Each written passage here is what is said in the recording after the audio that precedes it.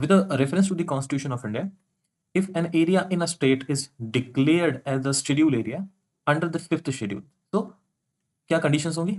देखो, उसने एक सिंपल क्वेश्चन क्या है, डिकोड करने का मतलब क्या है कि according to the constitution of India, if in a particular state हम किसी एरिया को शेड्यूल एरिया घोषित कर देते हैं under the 5th schedule, then what will be the conditions? कह रहा है the state government loses its executive power in such areas and the local body assume the total administration. उन particular areas में क्या होगा, स्टेट गवर्नमेंट अपनी पूरी executive authority को खो देगी और वहां पे जो लोकल बॉडीज होंगी वो पूरे पावर को अपने हाथ में टेक ओवर कर लेंगी।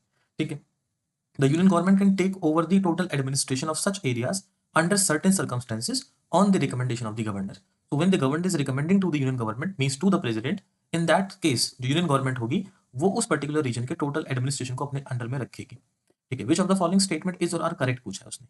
So see, as per my experience, I would honestly tell you, the state government loses its executive power in such areas. नहीं, ऐसा नहीं होता। देखो, if any area is under the 5th schedule, then we can agree कि भाई major काम जो होता है वो गवर्नर करेगा। ठीक है, और जिस एरिया की बात हो रही है उस पर्टिकुलर एरियाज के अंदर हम ये देखते हैं कि with the recommendation of governor state legislature जो होता है उसके नियम लागू हो सकते हैं।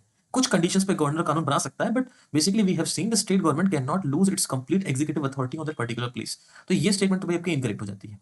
दूसरा, सिमिलरली यहाँ पे उसने बोला है कि total administration of the union government, again I am telling you, अगर प्रेसिडेंट को कोई भी इशू होगा तो प्रेसिडेंट गवर्नर से उस एरिया में होने वाली चीजों के बारे में रिपोर्ट मांग सकता है।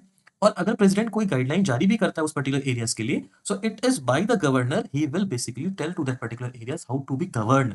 ठीक है जी, तो इसका मतलब यह है कि यूनियन गवर्नमेंट भी कंप्लीट अथॉरिटी अपने पास नहीं रखती। In that scenario both the statement, ठीक है, A and two, they are incorrect and the correct answer would be your neither one nor two. ठीक है, एनी डाउट हो तो आप कमेंट कर लीजिएगा, then we will discuss later on. ठीक है, बाय बाय, टेक केयर।